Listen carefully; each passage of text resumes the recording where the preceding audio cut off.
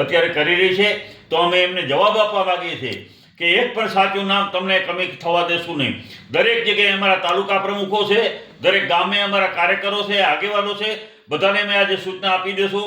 તમારા BLO પાસેથી માહિતી મેળવો કેટલા નામો કમી થવા માટેની અરજીઓ આવી છે, એમાં કેટલા ખોટા નામો છે, જેને અરજી આપેલી હોય એમાં સહીઓ પણ ક્યાંક ખોટી કરી છે, એના મોબાઈલ નંબર પણ ખોટા રાખવામાં આવ્યા છે.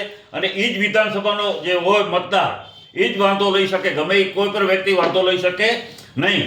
પરંતુ આ તો પ્રદેશમાંથી જ ભરાઈને આવેલા છે, એટલે આમાં નક્કી બધી ગેરરીતિઓ ખૂબ થઈ છે. અને આનો ગેરરીતિ સામે એની તપાસ થવી જોઈએ ગંભીરતાથી, અને સાચું એક પણ નામ ન નીકળે એના માટે ચૂંટણી પંચ ગંભીરતા દાખવે.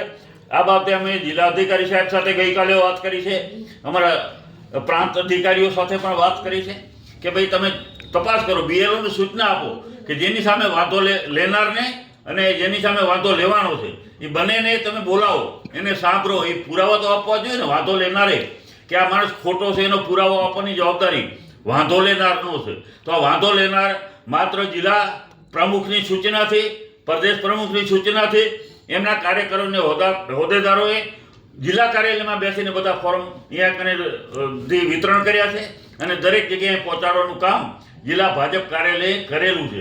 આની સામે અમને વાંધો છે. અમે કચ્છના દરેક લોકોને ખાસ કરીને સાવધાન કરવા માગીએ છીએ. જો તમે આ હવે છેલ્લા દિવસો છે, BLO પાસે જઈ દરેક ત્યાંના આગેવાન હોય, સરપંચ હોય, હોદ્દેદાર હોય, ચૂંટાયેલા પ્રતિનિધિ હોય, ત્યાં જઈને તપાસ કરે કે તમારું નામ કમી કરવા માટેની અરજી તો નથી આપી ને. ખૂબ ગંભીર બાબત છે.